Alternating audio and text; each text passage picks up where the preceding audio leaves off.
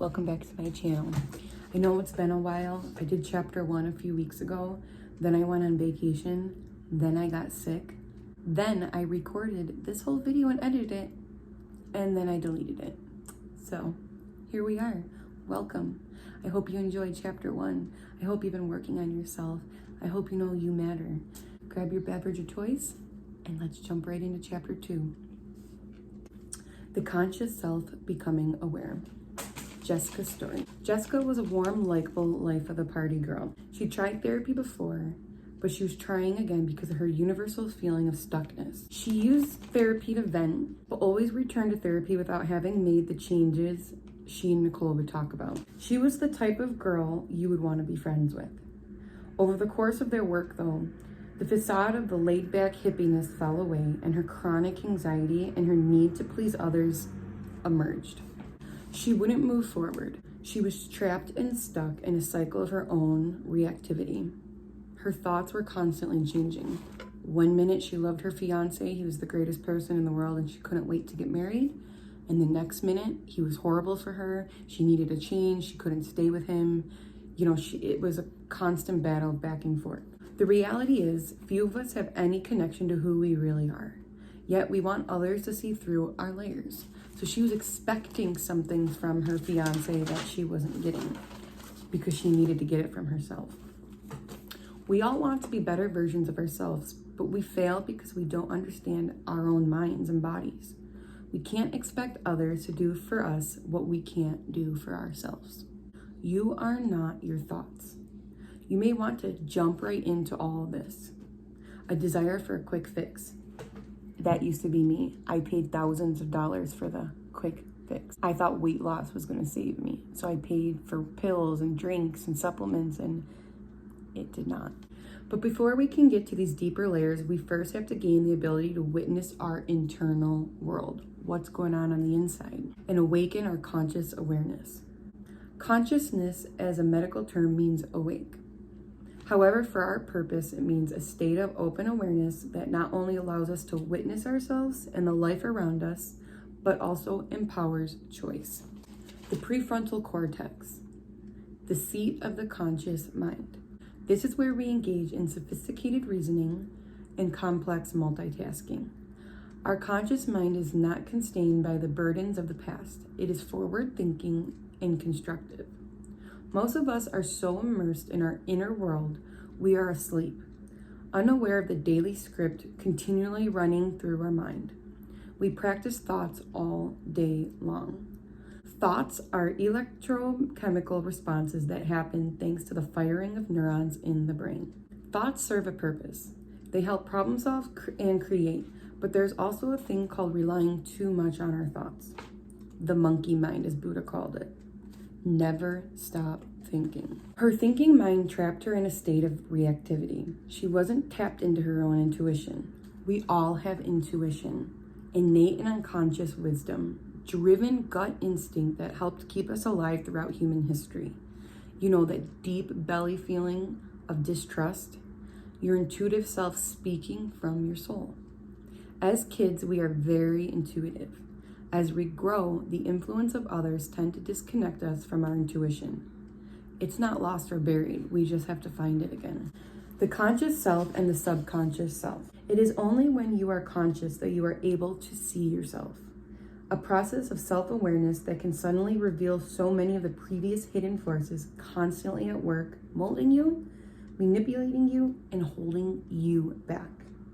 You can't eat better, stop drinking, love your partner, or improve yourself in any way until you become transparent to yourself. Because if you intuitively know what you need to do to change to be better, then why don't you do it? It's not a moral failure. It's because you're stuck repeating these more or less automatic behavior patterns. Have you ever driven to work and not understood how you got there? You were on autopilot. You're so used to doing it that you don't even realize that you're doing it because it's so automatic. That's what we're trying to get you out of that automatic mind. A primitive or subconscious part of our mind drives our reactions. This, however, isn't just a neutral storehouse for facts and figures. It's emotional, reactive, and irrational. Anytime we are not fully conscious, our subconscious mind is hard at work being us. How we think, how we speak, and respond. How we think, speak, and respond comes from the subconscious conditioning. Most of us are stuck in subconscious programming. Brain scans show we operate only 5% of the day in a conscious state. The rest of the time, we are in a subconscious autopilot, just coasting. Homeostatic impulse. Our subconscious mind makes it hard to change. We are not evolutionary wired for change. When we try to change, we face resistance from our body and mind. The goal of homeostatic impulse is to create balance in the mind and body. When there's dysregulation, change, the imbalances can be problematic and even self-betraying. Our brain actually prefers to spend most of its time just coasting in autopilot. That's why habits and routines feel so comforting. But following our conditioned routine keeps us stuck in the routine. This kept our ancestors safe from various threats.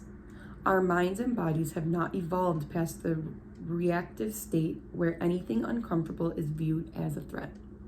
Mental resistance can manifest as both mental and physical discomfort. So did you ever try to change? You ever try to eat healthy? And like after a week, you're just like, nope, can't do it. This is too hard. You trying to eat healthy is you trying to make a change, which throws your body out of whack, which makes you uncomfortable and makes you want to stop. We need to learn how to fight that. Back to Jessica. It took her 5 years to mention her father's death from years prior. He was her rock. So she didn't tell her therapist that her father died until 5 years into her therapy with Dr. Nicole. She deeply repressed the loss, never faced her grief head on. Her body became acclimated to the loop. She remained composed, almost numb when talking about him. Dr. Nicole Lepra helped her explore the importance of cultivating the power of the conscious awareness. But what was most impactful for Jessica was physical movement in the form of yoga. It was from this foundation of consciousness that she would create future change. She forced herself to confront many of the default states of reactivity. Self-witnessing and living in the present. She started to pause and witness her thoughts and behaviors. That became a catalyst for her inner transformation. She began literally changing her brain at the physical level. When we develop our attention muscle, which is self-awareness, a process called neuroplasticity takes place. Our brains structurally and physiologically remain changeable throughout life. Yoga and meditation help us focus our attention on the present moment, especially powerful in restructuring the brain. MRI scans have shown consistent conscious practices actually thicken the prefrontal lobes where our conscious mind lives.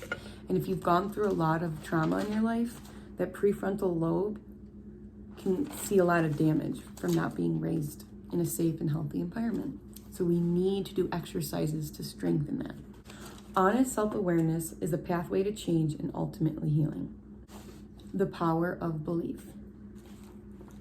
In 1979, the Harvard psychologist Ellen Langer recruited 2 groups of elderly men from nursing homes in Boston area to live for a week in a monastery in New Hampshire and take place in a groundbreaking study on the power of belief. The first group of men were told to live as if the clock turned back 20 years overnight. They were asked to try and actually live as younger versions of themselves. The second group would remain in the present time period, but were urged to reminisce about the past. The study lasted only 1 week, but the changes the men experienced were astounding. Improvements to their physical and cognitive and emotional health, measurably higher intelligence, improvements in all 5 senses. Nicole shares this story to show the power of our thoughts. Begin to witness your thoughts without judgment. Just observe. Path forward is to learn yourself, not your thoughts. Spend time alone. Be still to really hear your intuition. Witness your entire self, especially the darkest parts you'd most like to keep hidden. We are the thinker of our thoughts, not the thoughts themselves. We give our thoughts too much control. To begin this work, we must be in an environment that we consider safe and supportive. For those who are living in unsafe environments, especially those under current oppressive systems, our safest places can be found in silent, short moments within ourselves. As we begin to practice some of these new exercises that help access consciousness, you'll feel a lot of discomfort, especially in the form of agitation. Practice breathing and try not to judge the experience. If the discomfort becomes too intense, empower yourself to stop and acknowledge yourself for identifying your limits. And also acknowledge yourself for being self-aware, even if it's for 1 minute. That's something we don't do enough of. We don't give ourselves enough credit for being brave enough to change. If everybody could do it, then everybody would. It takes getting very uncomfortable with yourself and looking at yourself in a light you've never had before. It's about pulling your mind out of a dysregulated system and forming a new one, which takes work. And this is the work we're talking about. All right, that was a review of chapter 2. So now let's work on the writing prompt. Do the work to build consciousness. Number 1, find 1 to 2 minutes in your day when you can practice being focused on and truly present in whatever you're doing. This could be while you're doing the dishes, folding laundry, or taking a bath. It could mean stopping on your walk to look up at the clouds or taking a moment to really smell the aromas of your workspace. Make a conscious choice to witness the entirety of your experience in that moment. Say to yourself, I am in this present moment. Your mind may respond with a steady stream of mental resistance because it's being jolted out of its conditioning and it's being watched. All sorts of thoughts may come up in your mind. That's okay. Just witness them. Number 2, ground yourself in the moment. Our senses allow us to leave the monkey mind and find a deeper connection to the present moment. Let's say you've chosen to do this exercise while doing dishes. Feel the soap in your hands. See how the soap bubbles over your hands. Feel the slickness of the dishes in the sink. Smell the scent in the air. This will enable you to stay in the moment without your mind commanding you out of it. Doing this will become more and more comfortable with practice. Number 3, after practicing this for 1 or 2 minutes, acknowledge that you gave yourself this time. This will allow your mind and body to understand how it feels and give you a moment to thank yourself for the time you took to do the work.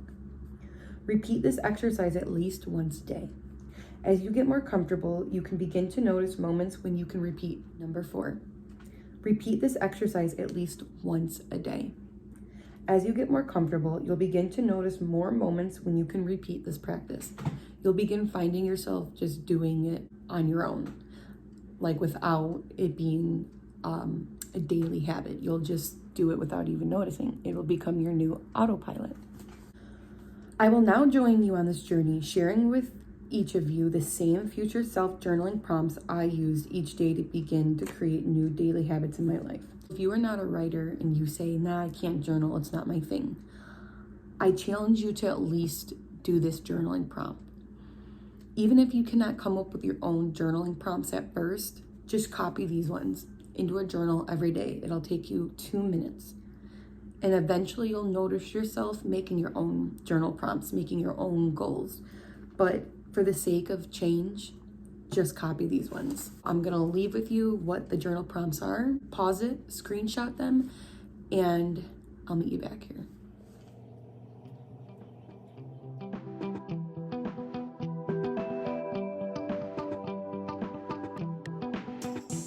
Okay, so I wrote the journal prompts in my journal, and now let's read them out loud together. Today I am practicing being conscious to myself and my daily patterns. I am grateful for an opportunity to create change in my life. Today I am conscious and aware whenever I choose.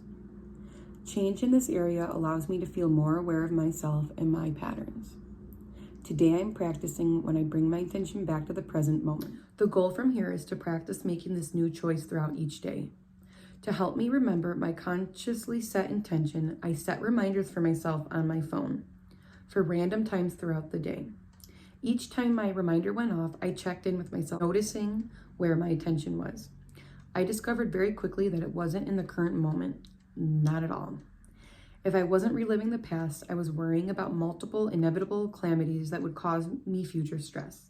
My conscious power to create change was nowhere to be found. So you'll notice the more consciously aware you become that you're not in the moment at all. You are either living somewhere in the past or you're making hypothetical situations in your mind about the future. The more you bring yourself into the moment, the more you're able to live a fuller life. That is chapter 2. I'm sorry it took me so long, but I am happy you are here. This is just the beginning. I am leaning into my calling as being a self-healer, and I can't wait to show you guys what I have in store. Self-healing is necessary. Sometimes doctors can't help you because we physically don't know what we need help with sometimes. We have no idea. If I sat down with a therapist, I don't even know if I could explain to them things that have happened to me because I don't even really know what happened to me. All I know is I want to do the work to be better. And this is doing the work. I'm happy you're here. I promise chapter 3 will be out by next week. Thank you for being patient, and I'll see you next time. Bye, guys.